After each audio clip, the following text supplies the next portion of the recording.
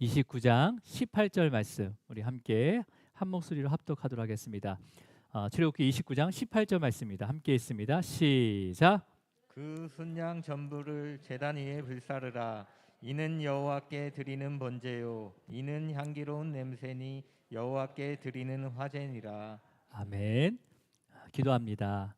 주님 감사합니다. 오늘도 귀한 은혜 가운데 우리를 예배의 자로 불러주심을 감사합니다. 또 이 예배 자리에 나올 때 또 빈손으로 나오지 아니하고 주님 앞에 온전하게 드린 이 손길 또 그 마음 그 시간과 재능 주님께서 받아주시옵소서.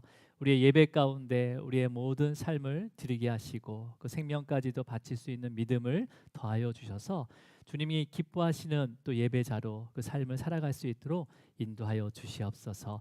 오늘도 예배 가운데 성령님께서 각각의 우리 성도님들의 마음을 흔들어 깨워 주셔서 우리가 바라볼 것이 어디고 또 우리가 찾아야 할 분이 누구인지를 또 알게 하셔서 또 찾고 구하고 바라볼 수 있는 귀한 그 믿음의 신앙으로 살아갈 수 있도록 인도하여 주시옵소서. 주님 감사합니다. 이 모든 거 예수 그리스도 이름으로 기도드립니다. 아멘. 아멘. 우리 인사 나누도록 하겠습니다. 주님으로 사랑하고 축복합니다. 네, 주님으로 사랑하고 축복합니다. 네, 주님으로 사랑하고 축복합니다. 네, 주님으로 사랑하고 축복합니다. 자, 이제 지난주에 대제사장 위임식이 다 제사로 이루어진다고 말씀을 드렸고, 그다음에 그 첫 번째 절차 중에 첫 번째 제사가 바로 속죄제라고 이렇게 우리가 함께 나눴습니다. 그래서 이제 속죄제를 드린 그 대제사장 아론과 그 아들들이 이제 두 번째 제사인 제사를 드려야 하는데 그 제사가 어떤 제사인지 우리가 방금 읽었어요, 그죠? 우리가 방금 읽었는데 다시 한번 읽어볼게요. 18절 말씀 우리 천천히 한번 읽어보도록 하겠습니다. 시작. 그 순양을 제단 위에 불사르라.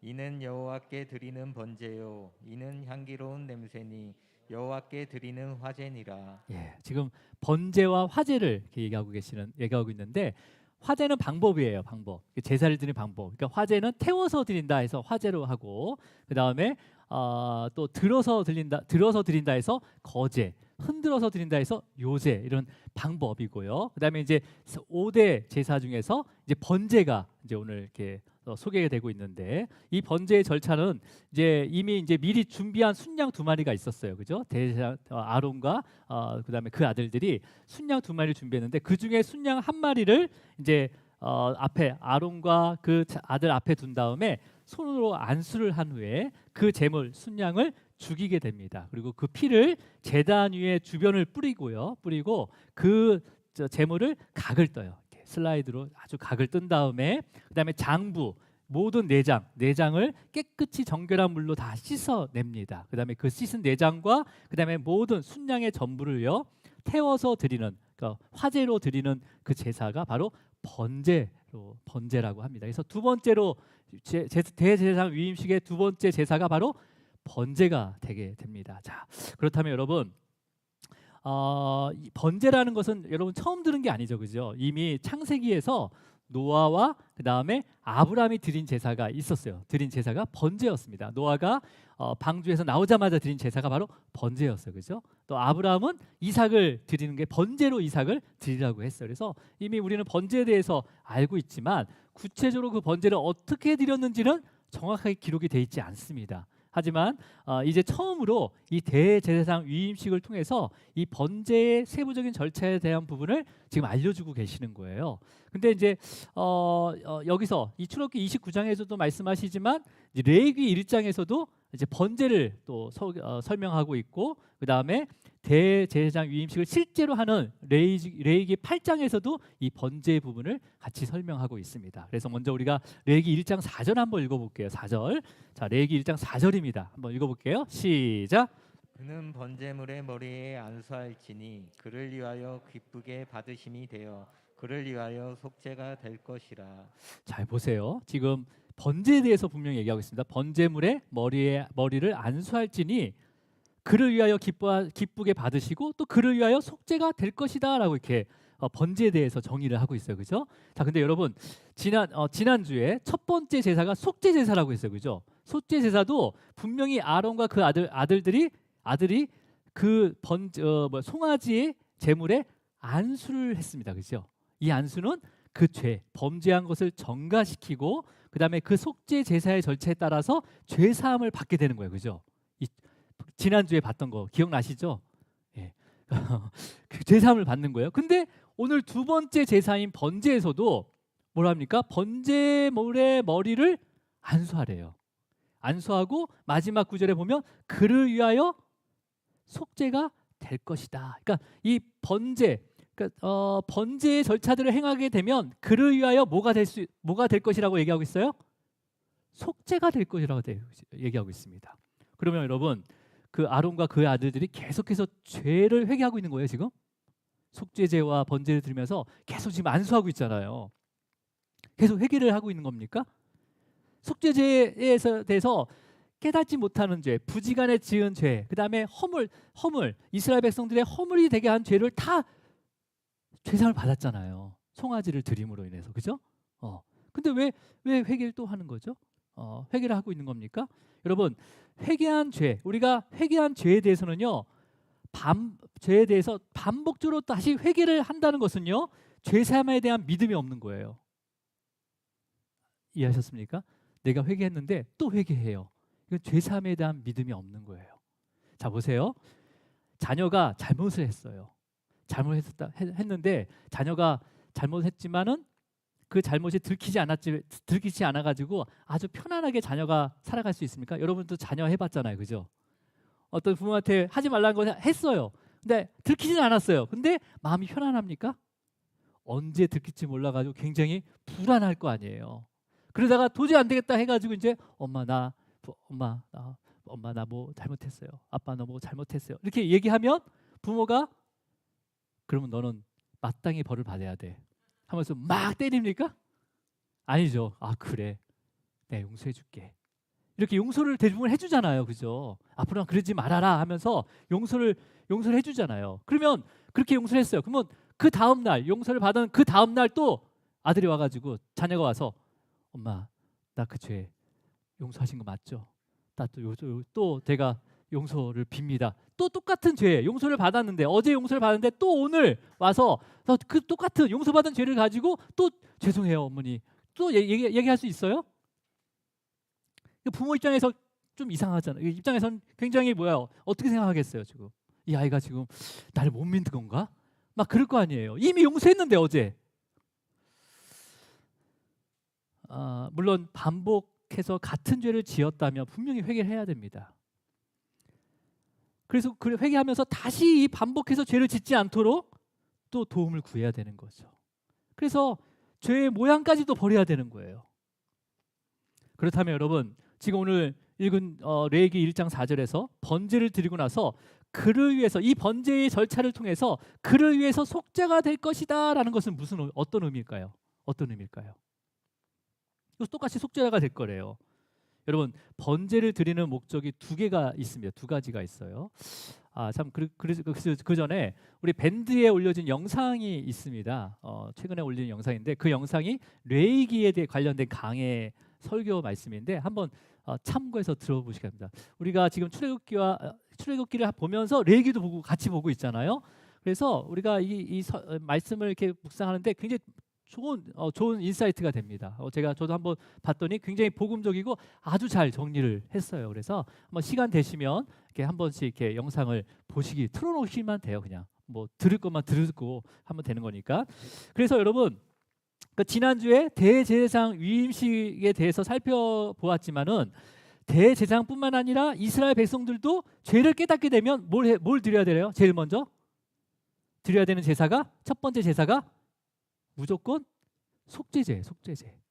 죄에 대한 속죄를 구해야 되는 거죠. 속죄 제사를 드려야 되는 거죠. 근데 이때 속죄 제사의 속죄라는 의미는요, 진짜 죄를 얘기하는 거예요.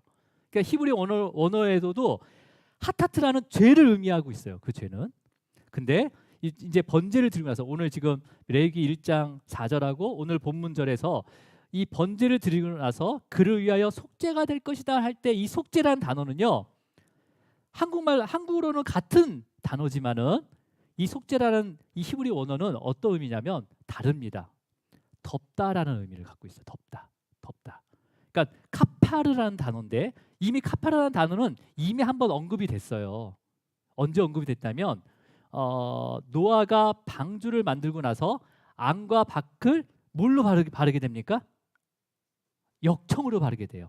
이렇게 진한 송진, 아니 끈끈한 그 송진 같은 역청으로 딱 바르게 되거든요. 근데 그 역청의 히브리어가 코페르란 단어인데 바로 카파르의 명사형이 코페르예요. 그러니까 같은 단어인 거예요. 자, 그러면 이 속죄가 어떤 의미라고요? 덥다.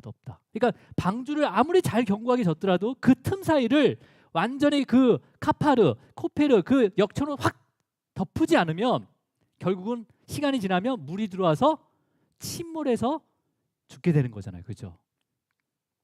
그러니까 여러분 뭐예요? 지금 덮었다는 거죠. 그러니까 이 덮음에 대한 은혜가 있다는 거예요.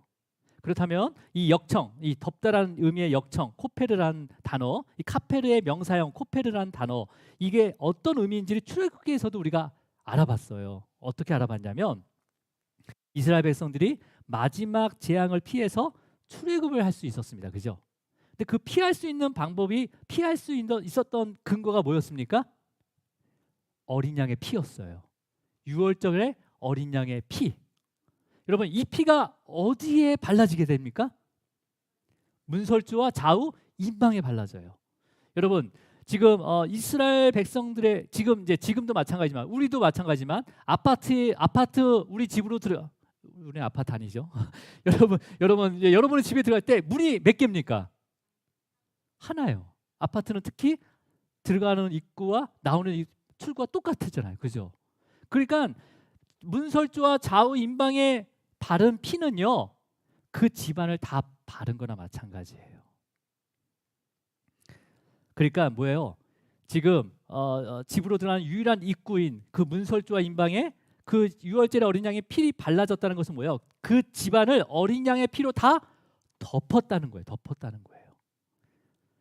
이 피가 덮어짐으로 인해서 10번째 그 장자의 재앙의 심판을 넘어가게 되죠. 그죠? 넘어가게 하셔서 출애굽을 하게 됩니다. 자, 그렇다면 이 번제를 통해서 이 절차를 통해서 그를 위하여 속죄될 것이다라는 이 의미를 이 속죄라는 의미가 덮다라는 의미로 우리가 이해한다면 그러면 원어적으로 우리가 이거를 원어적인 의미로 번역을 다시 하면 그를 위하여 덮을 것이다라는 의미를 가지고 있는 거죠. 그죠? 번제는 그를 위하여 덮을 것이다라는 거예요. 덮을 것이다. 그러면 무엇을 덮은 겁니까? 죄를 덮은 거예요? 아니에요. 하나님의 진노의 심판을 덮은 거예요. 여러분 이게 왜 중요하냐면요. 자, 번제는요. 이미 속죄제를 통해서 회개를 했어요. 그죠? 그리고 이제 번제를 드리잖아요. 그러니까 회개한 자들이 이 죄로 말미암아 하나님의 그 진노의 심판으로부터 덮어 주실 것에 대한 믿음으로 드리는 제사예요. 믿음으로 드리는 제사. 그래서 이 믿음으로 드리는 제사이기 때문에 이 번제의 두 번째 목적은 어떤 게 또 포함이 돼 있냐면 이 심판으로부터 죽을 수밖에 없지만 하나님께서 덮어 주셔서 구원을 받았던 그 은혜에 대한 감사로 완전하게 나를 헌신하는 제사가 바로 번제예요. 번제. 그렇기 때문에 여러분 번제 제물이 되는 순양 머리에 손을 얹은 행위는요. 죄를 전가하는 것이 아니라 이 번제는 죄를 전가하는 것이 아니라 나의 모든 삶과 생명을 주님께 헌신하겠습니다라는 고백인 거예요. 자, 여러분 우리의 예배가 이런 고백이 되어야 되는 거예요. 그죠? 네. 그럼 우리가 창세기에서 하나님께서 아브라함에게 이삭을 번제로 드리라 하고는 이유가 있습니다. 물론 그 이유는 믿음을 시험하기 위한 거예요. 첫 번째는. 하지만 아브라함에게 전적인 헌신을 요구하는 제사이기도 합니다. 이거는요. 자, 그렇다면 보세요. 자, 아브라함에게 이삭이 있었어요. 그죠? 이삭이 몇 세에 난 아들입니까? 100세에 난 아이예요. 아브라함이 100세 때 낳은 아이가 이삭이에요. 아들이. 그러니까 이 아들 이삭의 존재 자체가 바로 아브라함의 삶이에요. 그렇잖아요. 아브라함은 지금 그 자녀가 없음을 통해서 하나님께서 너에게 자녀를 주시겠다 하면서 모든 것을 걸고 하나님을 따라 나선 자란 말이에요. 그 와중에 100세 때 전혀 인간의 육체적인 가능성이 없는 상황에서 100세 때 아들을 얻은 거예요. 그러면 이 아들은 바로 아브라함 자체가 되는 거예요. 이 아들은 바로 아브라함의 생명과 똑같은 거예요. 그러니까 여러분, 아브라함이 이삭을 번제로 드릴 때 전가할 필요가 없었어요. 왜? 이삭 자체가 나기 때문에. 나를 드리는 거예요, 지금. 그 번제, 아브라함의 번제는요, 바로 나를 드리는 거예요. 이삭을 드리는 것 같지만 바로 나 자체를 드리는 거예요. 내 생명을 드리는 거예요. 그러니까 굳이 내가 아들에게 전가할 필요가 없다는 거죠. 헌신에 대한 전가. 그러니까 이미 그 아브라함이 순종함을 아시고 보시고, 그러니까 아브라함은 순종하면서 정말 자신의 생명과 같은 그 아들 이삭을 번제로 드리려 할 때 하나님께서 멈추게 하시잖아요. 멈추게 하시잖아요. 그 마음을 이미 받으셨다는 거죠. 그래서 제사를 완전히 멈추게 해서 드리지 않는 것이 아니라 숲을 가운데 뿌리가 있는 순양을 보게 합니다. 그래서 이것을 이삭 대신에 드리게 함으로 인해서 뭐예요? 아브라함의 헌신을 받으셨다라고 하신 거예요. 받으셨다. 자, 솔로몬도 번제를 드렸어요. 솔로몬도요. 이 제사가 다 제정된 다음에 솔로몬도 번제를 드렸어요. 가장 이때까지 드린 번제 중에서 가장 큰 번제입니다. 그 어떤 번제라고 합니까? 솔로몬이 드린 번제? 네, 1,000번제, 1,000번제. 그러니까 1,000번을 내가 한 번, 두 번, 한 게 아니라 1,000번제에 해당되는 것들을 한 번에 단번에 드렸다는 거예요. 솔로몬이 성전을 짓기 전에 왕이 됐어요. 그래서 이제 왕이 돼서 하나님 앞에 너무 감사해서 1,000번제를 드려요. 네. 그게 바로 이제 열왕기 3장의 말씀인데, 그래서 그 제단이 처음에는 성전이 없었기 때문에 기드온 지역에 제단이 있었어요. 그래서 그 제단에 가서 단번에 1,000번제를 드리게 됩니다. 그러면 이 1,000번제의 의미가 뭐예요? 이스라엘 왕으로서 완전한 헌신을 하나님께 고백하는 거예요. 이스라엘 왕으로서. 그러니까 여기는 어떤 의미가 있냐면, 그러니까 솔로몬 왕은요 1,000번제를 통해서요 하나님이 여전히 이스라엘의 왕이라는 것을 고백하는 거예요. 내가 왕이 돼서 감사해서 1,000번제 드린 게 아니라 나를 드리는 거잖아요. 하나님께 드리는 거잖아요. 나를 통해서 이 이스라엘 나라를 통치하여 주시옵소서 하면서 여전히 이스라엘의 왕은 하나님이시라는 것을 고백하는 게 바로 이 번제의 의미입니다. 이런 헌신, 완전한 헌신 가운데 하나님께서는 상급도 주세요. 그러니까 선물도 주신다는 거예요. 그래서 그날 저녁에 솔로몬 꿈에 하나님이 나타나셔요. 1,000번째 드린 그날 밤에 나타나셔서 뭐라고 얘기하냐면, 솔로몬 너에게 어떤 것을 구하든지 내가 주겠다. 한번 구해봐라 라고 말씀을 하시죠. 그럴 때 솔로몬이 무엇을 구했는지 아십니까? 이거 어떤 집사님이 질문을 하는 거예요.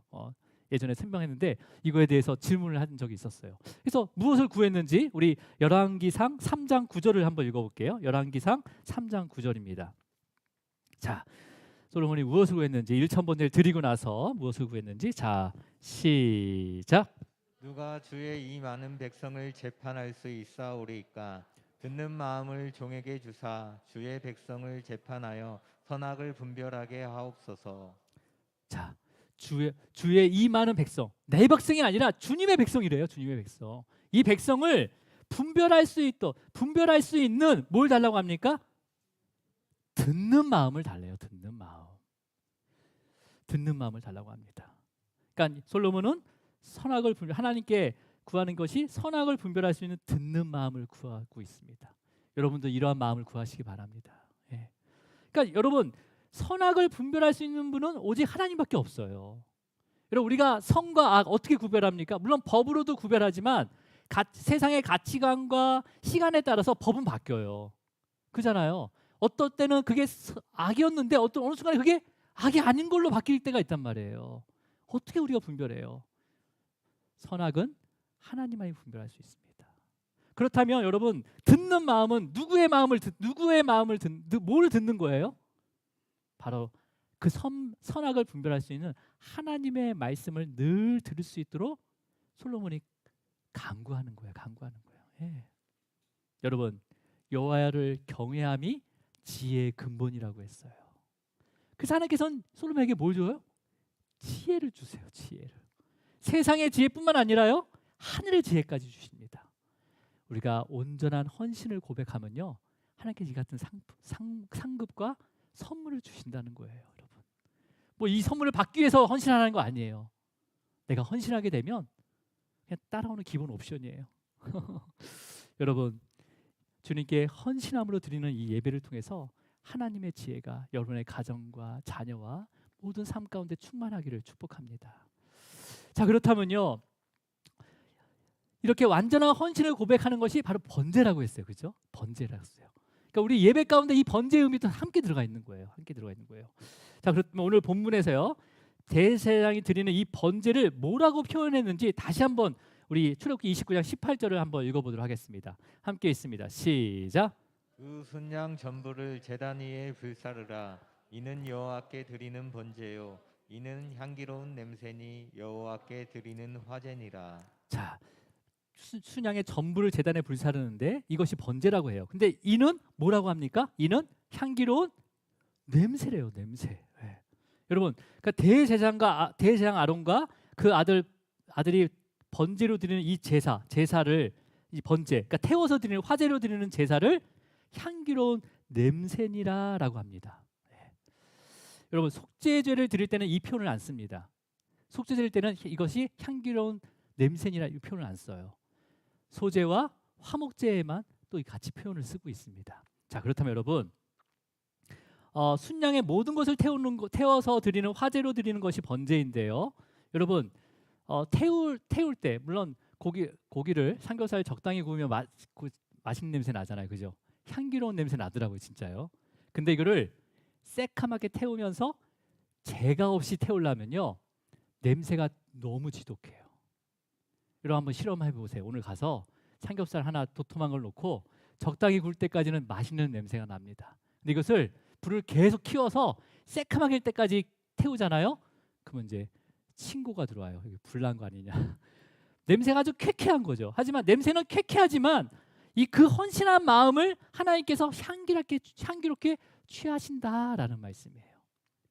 자, 여러분, 우리가 헌신하고 어떠한 모습을 보일 때 남들이 보면 야 유별나다 또 뭐하다 이렇게 얘기할 수 있어요. 하지만 주님만 아신다는 거예요. 주님만 아신다는 거예요.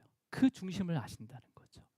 자, 여러분, 그래서 대제사장과 아론 그 아들이 대제사장 유임식에서 번제로 드리면서 순양에게 손을 대고 전가하는 것은 죄가 아니라 뭘 얘기하는 거예요? 완전한 헌신을 고백하는 거죠. 그래서 그들의 삶과 생명을 전가시키면서 헌신하는 거예요. 예. 그래서 순양의 모든 것을 번제를 태우는 그 화제를 하나님께서는 그 완전한 헌신으로 보시고 향기로운 냄새로 맡으셨다라고 말씀하고 계십니다. 우리의 모든 예배가 이렇게 주님이 기뻐하시는 완전한 헌신이 되기를 주님으로 축복합니다. 자, 그렇다면 여러분, 우리가 이제 주님의 이름으로 죄를 회개하며 기도하잖아요. 그죠? 그 회개하며 기도할 때는요, 이 속죄제를 통한 죄 사함 받은 것뿐만 아니라 동시에 뭐까지 이루어지는 거예요? 우리의 헌신까지 이루어지는 거죠. 왜 헌신하게 되는 거예요? 죄로 말미암아 하나님의 진노의 심판까지 또 덮어주셨다는 또 그 구원의 은혜, 그 은혜를 감사하면서 나의 모든 것을 헌신하고 고백하는 것이 포함되어 있는 거예요. 내가 주님으로 회개할 때마다 이 속죄제의 개념과 번제제의 개념이 함께 들어가 있는 것을 기억하시기 바랍니다. 자, 그렇다면 여러분, 우리가 아론과 그의 아들들의 그 대제사장 위임식에 대해서 그냥 묵상하고 있지만 지금 대제사장이 입고 있는 옷이 있어요. 그 에봇이라는 그 옷 어깨에는 호마노라는 보석이 있잖아요, 그죠? 그 보석 위에는 12지파의 그 이름이 6지파씩 기록이 되어 있습니다, 그죠? 그다음에 흉패에도 12개의 보석 그 하나하나에 12지파의 이름이 다 기록이 되어 있어요, 그죠? 자, 그렇다면 아론 혼자 대제사장, 아론과 그 아들들이 대제사장의 위임식을 치르고 있는 거지만은 누구도 함께 그 대제사장 위임을 받고 있는 거예요? 흉패와 어깨에 다 이스라엘 지파 이름이 있기 때문에 이스라엘 모든 백성이 함께 그 대제사장의 유임식에 참여하고 있는 거예요. 참여하고 있는 거예요. 왕 같은 대제사장으로 그 유임식을 참여하고 있는 거죠. 자, 그렇다면 여러분 앞으로 남은 유임식 절차가요. 화목제와 이제 속죄제, 오늘까지 번제까지 보지만 이제 다음 주에 화목제와 소제, 상번제도 함께 볼 겁니다. 하지만 이 모든 이 제사를 성경에서는 혼자 대제사장이 혼자 드리지만 누구와 함께 드리고 있는 거예요? 이스라엘 백성들이 함께 드리고 있는 거예요. 저와 여러분이 함께 드리고 있는 겁니다. 자, 그렇다면 여러분 이 모든 제사를요. 우리의 영원한 대제사장이 되신 예수님께서 십자가 위에서 자신의 몸을 드림으로 인해서 한 번의 그 제사로 영원히 완전하게 이루셨습니다. 자, 그 말씀이 바로 히브리서 10장 14절에 있어요. 우리 히브리서 10장 14절을 읽도록 하겠습니다. 함께 있습니다. 시작.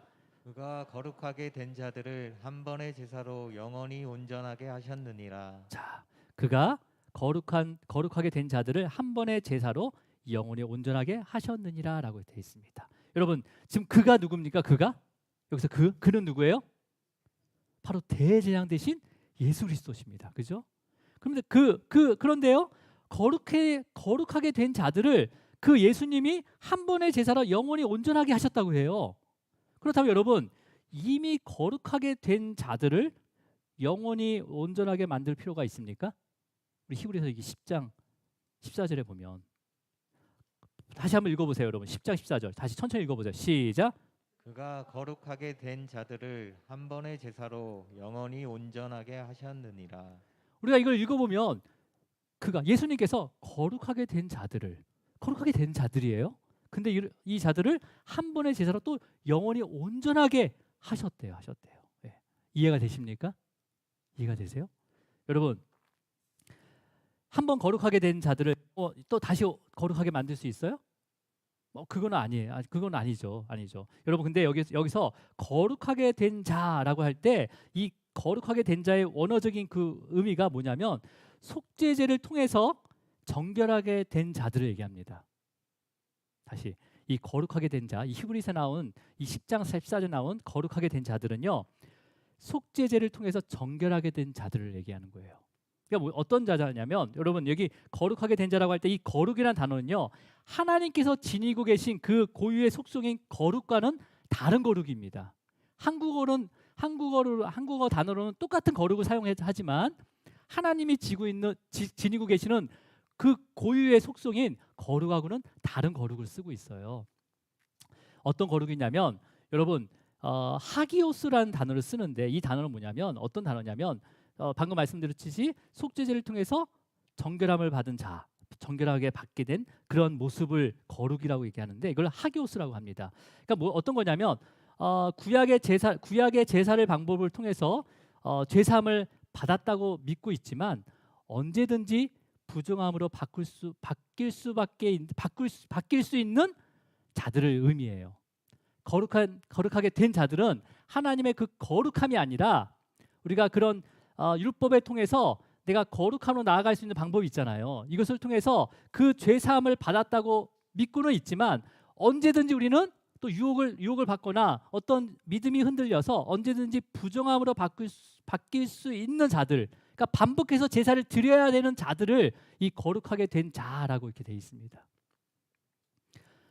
물론 이제 제사를 드리지 않는 자들보다 좀 더 나은 자들이지만 언제든지 부정한 자가 될 수 있는 불안한 자들, 이게 바로 하기오스라는 단어를 씁니다. 근데 우리 말로는 똑같이 거룩이에요. 완전한 거룩이 아닌 거죠. 여러분, 하나님의 거룩, 하나님이 지니신 거룩이란 단어는 호시오스라는 단어를 쓰는데 이 단어는요 신약에 딱 8번만 나옵니다. 8번. 그 중에 2번이 요한계시록에 나와요. 그 중에 또 한 번은요 지난주에 우리가 함께 그 예수 그리스도의 속성에 대해서 할 때 먼저 살펴봤습니다.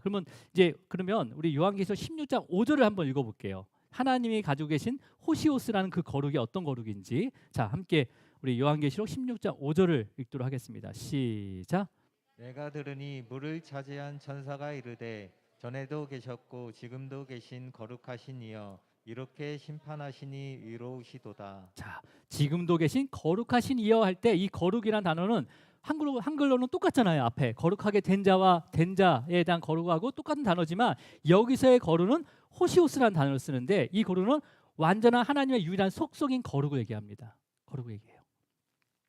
자, 여러분 그렇다면 우리가 육체의 옷을 입고 있는 동안에는요, 이 저와 여러분은 정말 하나님의 그 유일한 속성, 이 호시오스, 이 거룩에 거룩해질 수 있습니까? 없습니까?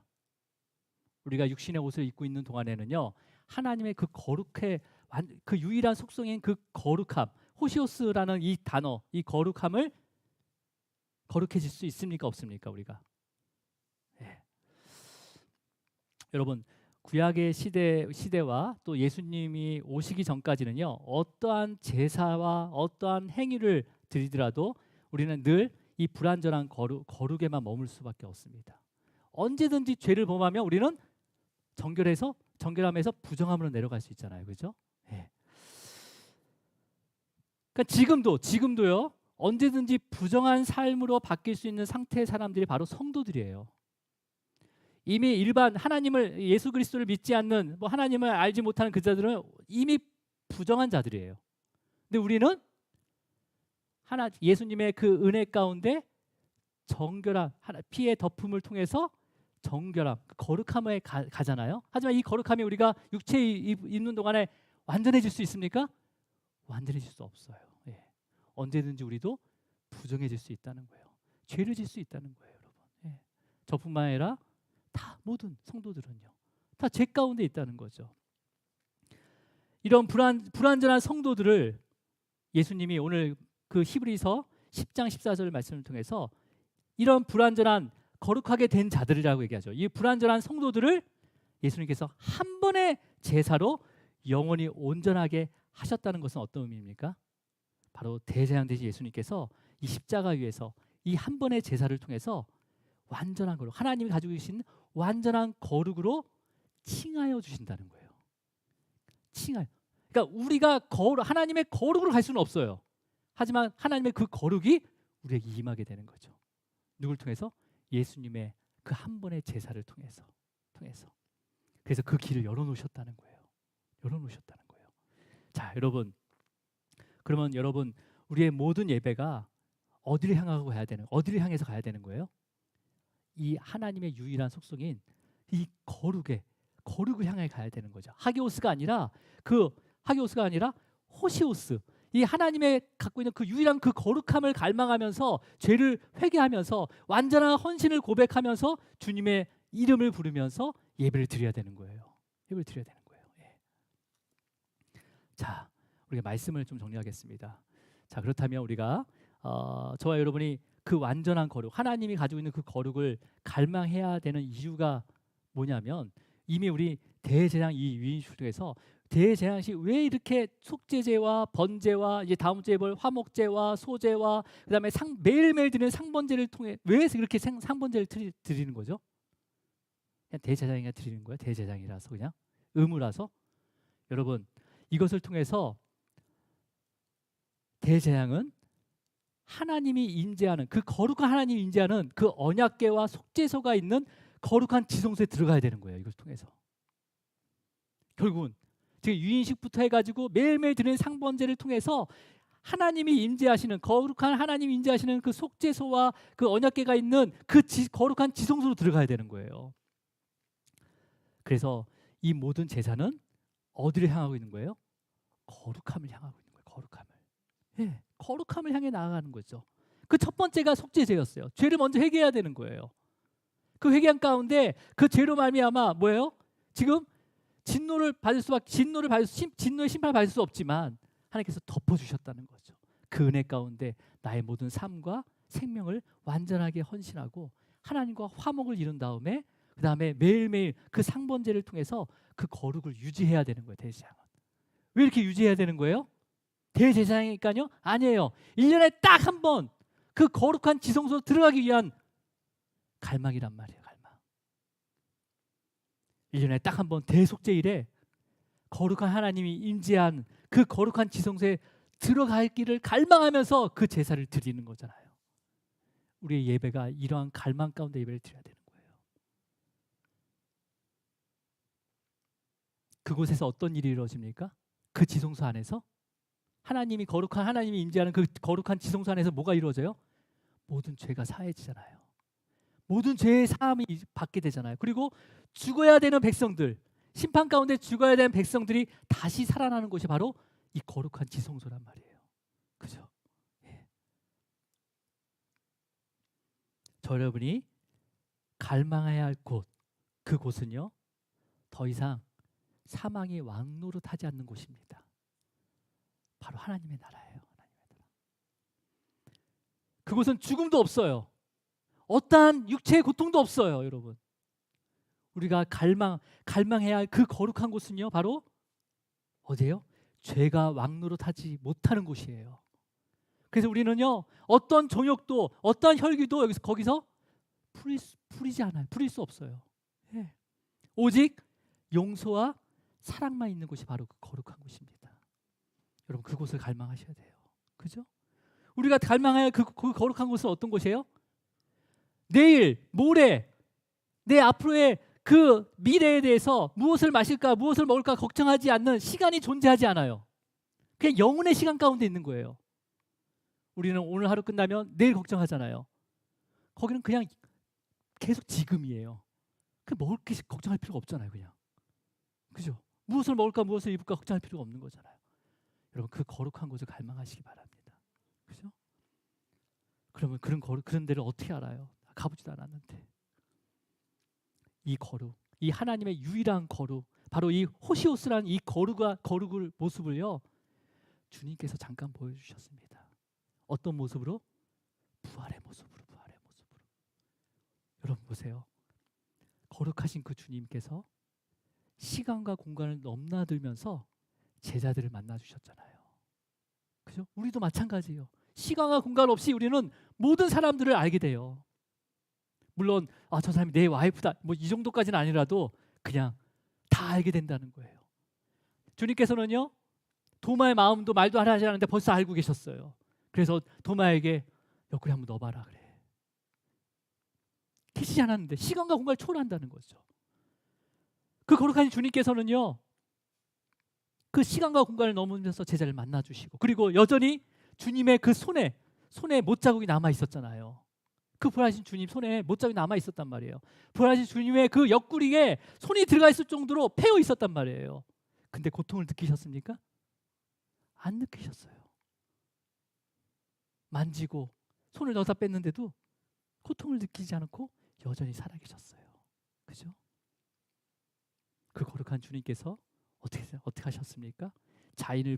자신을 부인한 그 제자들을 찾아와서 벌을 주신 게 아니라 그 거룩한 주님께서 어떻게 하셨어요?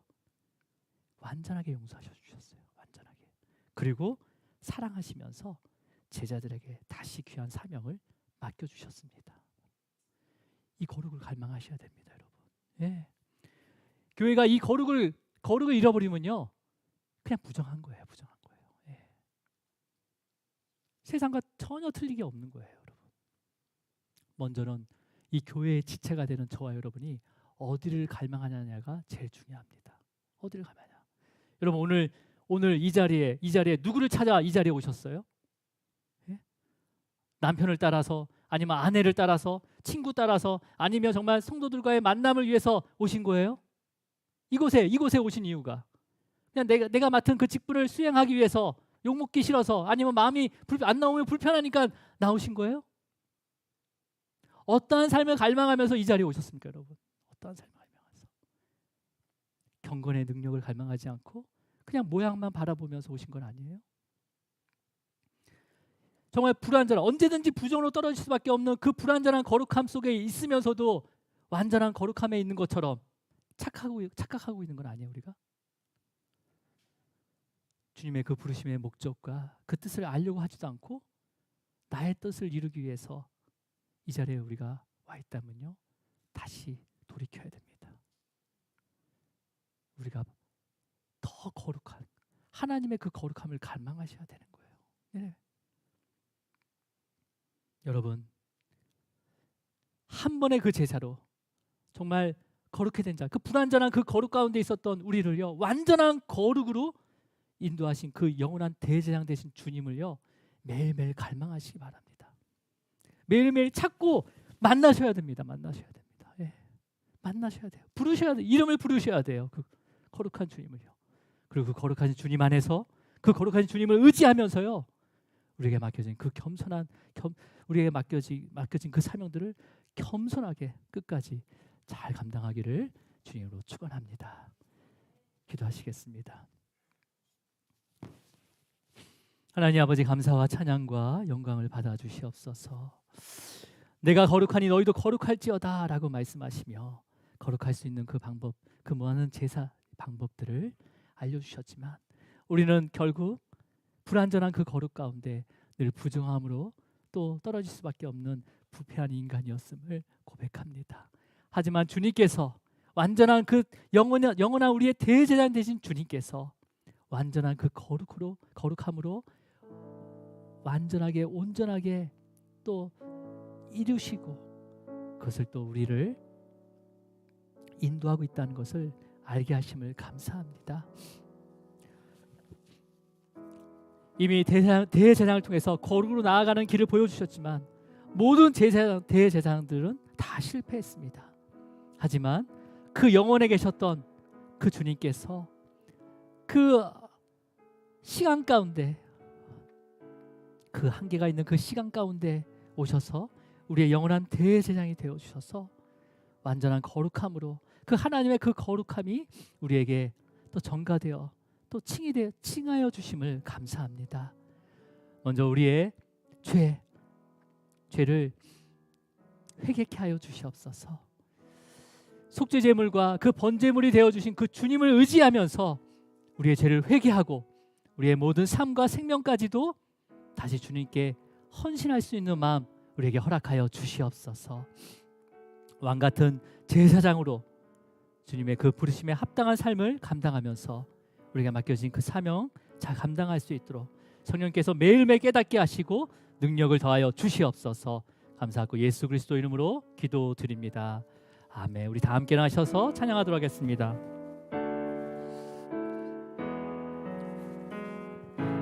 겸손히 주를 섬길 때